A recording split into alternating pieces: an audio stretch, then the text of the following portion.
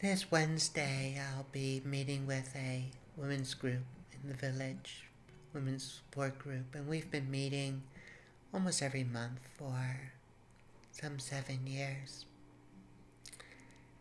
And we'll gather into a circle and nestle down into our comfortable pillows and chairs, and with wine and cheese and crackers, we'll go slowly around in a circle, and we'll just tell stories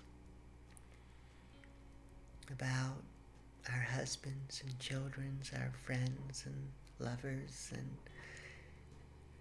concern for a neighbor, personal fear of one thing or another, or some incredible achievement or joy. Anything that's on our mind from the last month, we'll share.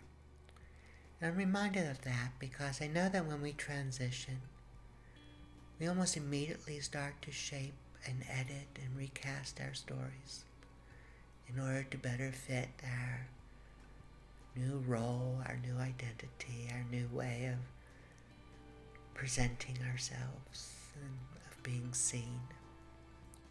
Not out of shame or fear or a desire to hide or be dishonest. I don't think so. The more I've thought about it, the more I do think it's genuinely because we think that in recasting that story, we are making it more powerfully true. That it speaks to something that would otherwise not be seen easily and be lost in the details that we would consider unimportant. And the truth is that we all inflect our being to some extent in our everyday lives. It's not a trans thing. Everyone does it. It would be disingenuous to say otherwise. But I also think it's important not to lose sight of other ways to be with our stories. And I'm reminded of that because of this women's group. And one of the things I'm interested in exploring is the fact that our transitions are women's stories. The stories of our growing up and our passage into womanhood is all of one cloth. It's all of a piece.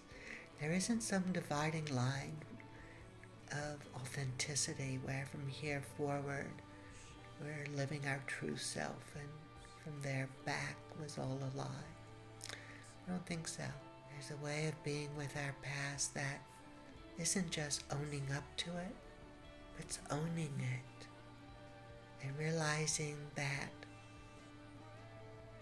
there's a way of fully embodying everything we've gone through, to giving it full voice that does not detract in the least from being women. You know, in the women's group I belong to, I'm the only trans woman. In fact, I'm the only trans person for a very long way out here in a rural area. And they all know my past. They know my trans stories. And it doesn't matter. And I think it doesn't matter because we have all the women in that circle have come to see that story is not unique to me. It's a story of struggle and of concerns and of fears and overcoming it that every woman in that circle can identify with in different ways for different things.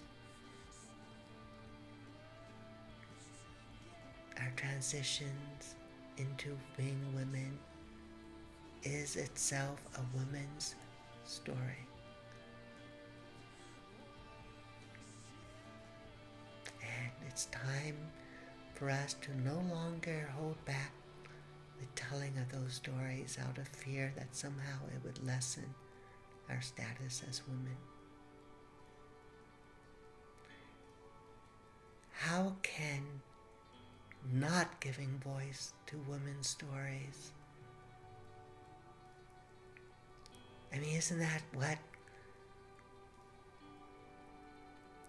about how we empower each other, is to say, these are our stories as women, and the wisdom of women is the collection of our stories. And to hold back is to hold back part of that wisdom.